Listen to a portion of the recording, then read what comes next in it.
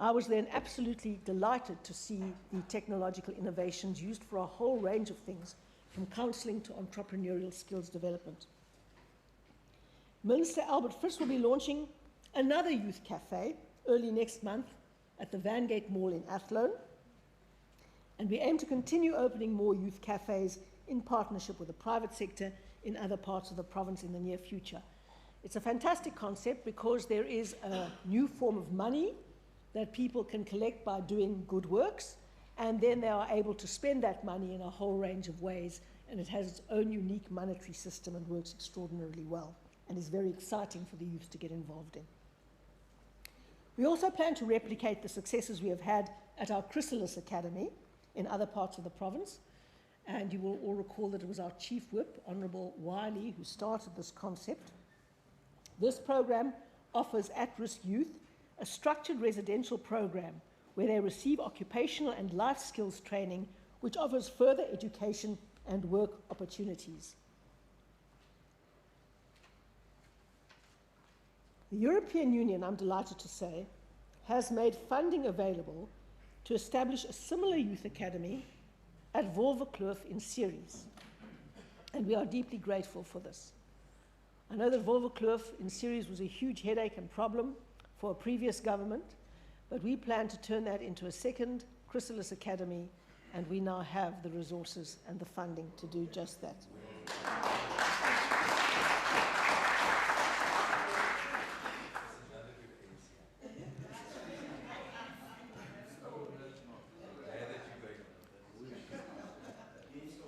The Honourable Doug Moore claims the Chrysalis Academy as an ANC idea.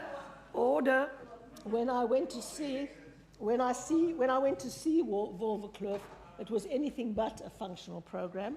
But with our investment and commitment, it will become a second Chrysalis. The Provincial Department of Social Development will also focus on expanding non-residential diversion programs for young offenders over the next 5 years. We also implemented a comprehensive plan to tackle substance addictions in the province during our first term. While the Western Cape Department of Social Development increased its treatment capacity to nearly 5,000 patients per year and grew the number of treatment programs it funds from 7 in 2008 to 24 this year, we still have waiting lists of 3 to 6 months at many treatment centres due to the growing demand for its services. And this is one growing demand that we really do not want to see, Speaker. In particular, the need for specialised treatment programs for children and adolescents is becoming increasingly urgent as the average age of drug-addicted patients continues to drop. We are having primary school children coming in to be treated for addictions, Speaker, and this is extremely worrying because it impedes their brain development and their brain function, and they will, if they continue, never be able to function as normal adults. And equally, if pregnant women use drugs while they are pregnant, the results can be absolutely horrific, as I have seen myself in various of our institutions. In order to address this problem, the Provincial Department of Social Development intends introducing drug treatment programs in all of our child and youth care centres over the next 5 years. Can you imagine that that would have had to be possible? But it is, because many of our young children who get caught up in crime are already addicted. The first of these programs has already been introduced at the Horizon Child and Youth Care Centre in Eerste Rivier. It will also be necessary to introduce drug prevention programs in all our mod centres. And there's so many NGOs doing marvellous work in a whole range of fields. Unfortunately, when they go into schools during school time, they disrupt the core teaching and learning program. The mod centres will be an ideal platform for them to come and do all kinds of innovative work, and I hope including drug education and prevention in our mod centres. Another major challenge we face is the abuse of alcohol in our communities. A recent World Health Organization global status report found that South Africans aged 15 years and older consume an average of 8.2 litres of pure alcohol per annum, which is well above the global average. Madam Speaker, alcohol abuse has a myriad negative consequences for our society, including fetal alcohol syndrome, which severely stunts children's mental and social development. It increases risky sexual behavior, teenage pregnancies, and the spread of AIDS. It has an increase in patients with chronic diseases and trauma-related injuries, fatal crashes on our roads, and violent crime, particularly domestic violence. Most domestic violence is alcohol-fueled. A cross-sectional study conducted by our government in trauma units in Khayelitsha, Nyanga, and Elsie's River over a one-week period found that alcohol use was reported or suspected in 53.2% of all violent injuries. We would solve the crisis in our clinics and in our hospitals if people did not abuse alcohol. It is as simple as that. The patient load of trauma would reduce, according to this research that we've done, by 50%. And that is why it is such a critical challenge for us. We've introduced a range of interventions to tackle the scourge over the last 5 years, including passing the Western Cape Liquor Act aimed at restricting access to alcohol. The Western Cape Liquor Act gives the authority a range of interventions geared towards eradicating alcohol abuse and enforcing liquor bylaws at legal outlets, and unfortunately, it doesn't adequately tackle the availability of alcohol at illegal outlets, which has to be the next major focus. The Western Cape Government's Traffic Department is the only traffic department in the country to operate on a 24/7 basis, conducting weekly alcohol road blitzes and roadblocks, which has helped reduce road-related fatalities by 28% since 2009. However, it is clear that our government interventions are not enough to tackle this serious problem. Alcohol abuse remains at dangerously high levels in all our communities. Citizens, and especially parents, must start taking responsibility for their own and their children's lives. Parents particularly have to be role models in the moderate use of alcohol and in not taking and abusing drugs, because this is a really terrible scourge which is destroying an entire generation in our province. It is far more prevalent than most people in this house think, even if we think we know it is very serious. It is far more prevalent and destroying entire communities. And if children go to school with fetal alcohol syndrome, and they are a significant number in the class, it means that every child who hasn't got fetal alcohol syndrome has to go at the rate of the slowest child, which means everyone's education is profoundly undermined. More importantly, it is critical that the SAPs clamp down on the thousands of illegal shebeens operating in our province. Only the police have the legal authority to shut them down, and our partnership with the police must ensure that they do. The Western Cape Government will focus on bringing all relevant role players together over the next few years so that we can fight the scourge in a systemic, coordinated way. We don't want to prevent people from having an evening drink in relaxed surroundings, but we simply have to stop the substance abuse that is destroying our young generation at a rate that few of us can comprehend. This is accompanied by a growing gang culture, which is spreading to more communities with devastating consequences for the entire fabric of our society. Functional families are the best counter to the attraction of gangs at an age when teenagers feel the need to belong to a group. The Western Cape Government's focus on a whole-of-society approach to increase safety remains one of our top priorities. We will continue building on the partnerships we've created over the last 5 years, such as strengthening community police forums and providing equipment and training to neighbourhood watchers, as well as deploying safety coordinators in all 150 police precincts. However, these community structures cannot act as a substitute for a fully functional criminal justice system that arrests, prosecutes, convicts, and jails perpetrators of crime without fear or favour, particularly violent crime. These are all functions of the national government. The powers of the province in policing are confined to oversight of the SAPS. The Department of Community Safety is making good progress in implementing the Western Cape Community Safety Act. We recently advertised positions in the Office of the Provincial Police Ombudsman and are currently interviewing applicants This office will be up and running by October and make a big difference. In terms of the Act, in consultation with various stakeholders, we will then appoint a suitably qualified person with experience in the field of law or policing as the Provincial Police Ombudsman. The Ombudsman will have far-reaching powers of subpoena and to investigate reports of police corruption, abuse of power, or alleged police service failures. We will continue to lobby national government to reinstate specialised gang units in the Western Cape and to release crime stats on a more regular basis. Both these interventions are also supported by the NDP, and if the government supports the NDP, let it please implement its key provisions. Once again, we see how the national government's rhetorical commitment to the NDP is undermined by its own actions. The work conducted by the Khayelitsha Commission of Inquiry into allegations of police inefficiency has received widespread media attention. We await its recommendations in August. We will seek to work cooperatively with the police over the next 5 years and provide them with the support they need to maintain law and order. We hope that with the appointment of the new National Minister of Police, Mr. Nkosinathi Nhleko, our province's relationships with the SAPS national leadership will improve. We plan to introduce new targets to bring down deaths and injuries on our roads, including special targets for child road safety. We aim to refresh and rejuvenate our highly successful Safely Home campaign over the next few months so we continue leading the country when it comes to making our roads safer.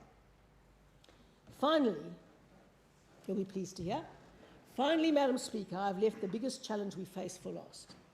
It's the biggest challenge, it's also the most complex challenge, which is building integrated and sustainable human settlements in this province. This is essential for improving social cohesion and redressing the legacies of apartheid.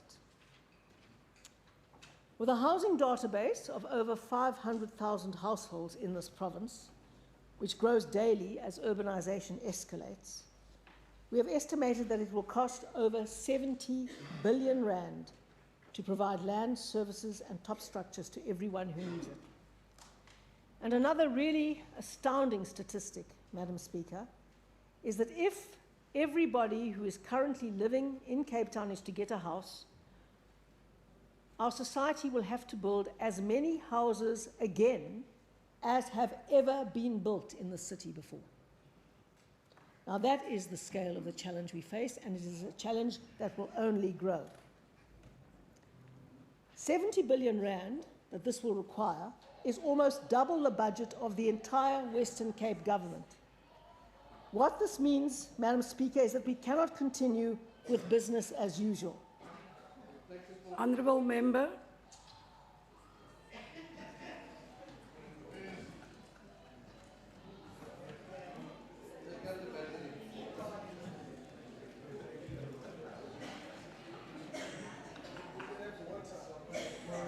Is there a 15-year-old here that can help the Honourable Member find the off button? Order.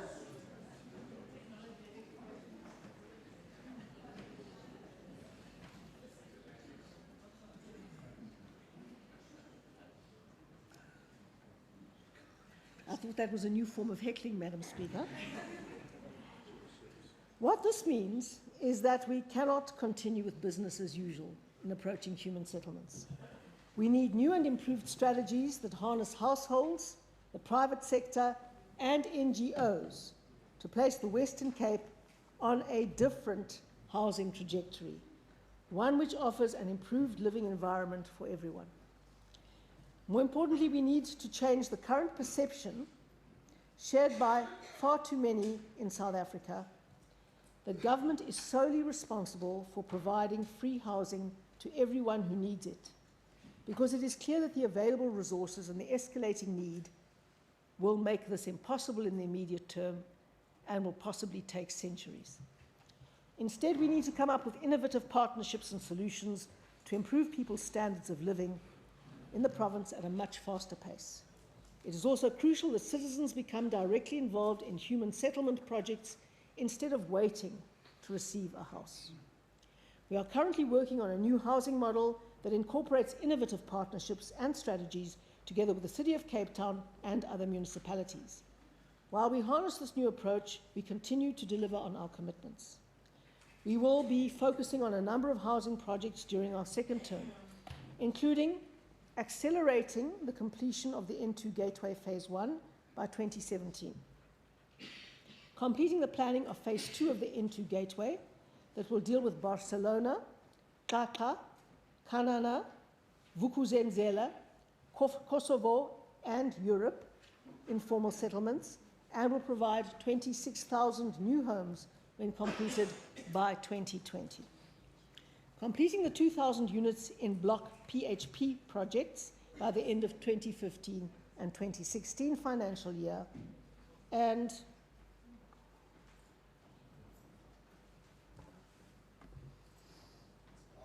no, I'll tell you, it's interesting. I think.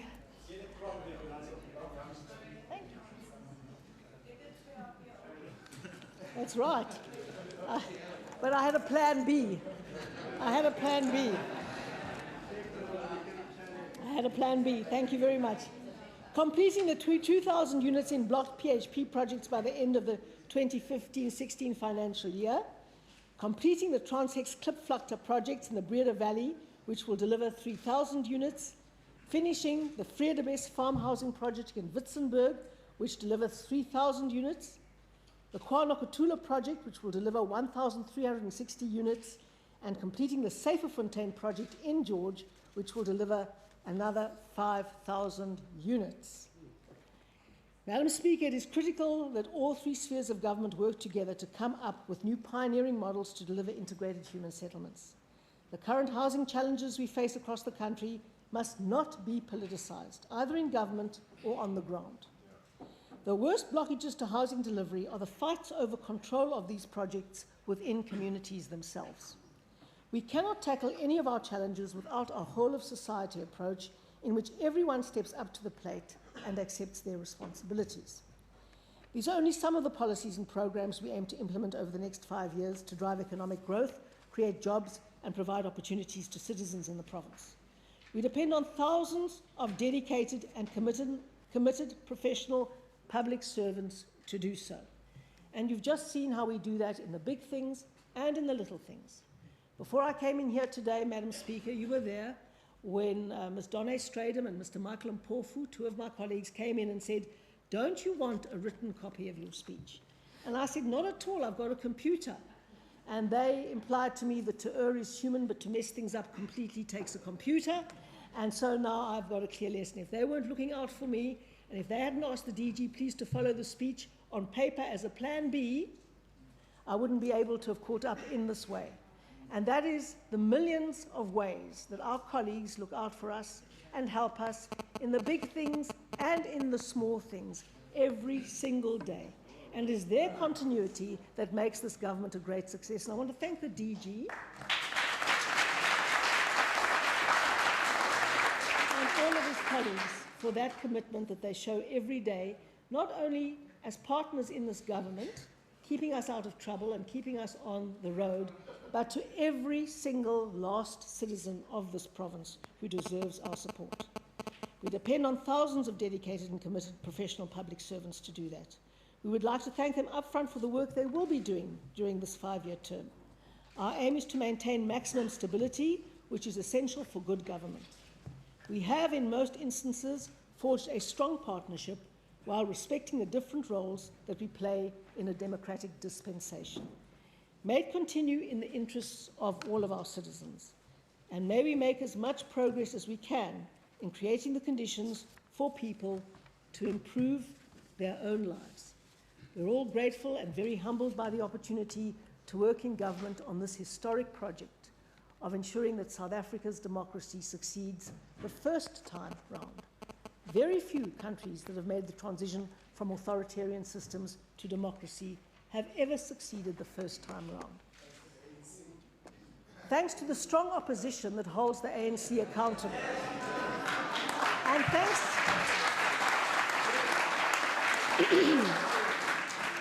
thanks to the fact that the voters of at least one province realised how important it is to advance and change governments peacefully through the ballot box. And I'd like to end by thanking the voters of this province very much for being in advance of democracy in this country. Enkosi kakhulu, shukran, baie dankie.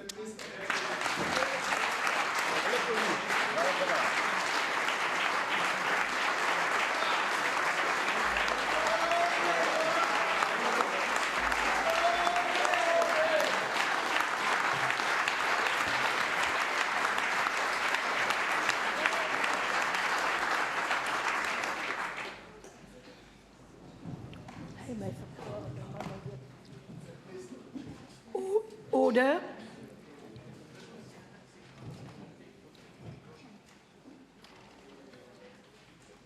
Order. In terms of Rule 15 of the Standing Rules, the Premier's address will be placed on the order paper for debate. Members and guests are requested to remain standing in their places while the procession leaves the chamber. You are all also invited to a finger lunch hosted in the Members' Lounge on this floor after the adjournment of the House. That concludes the business for the day. The House is adjourned.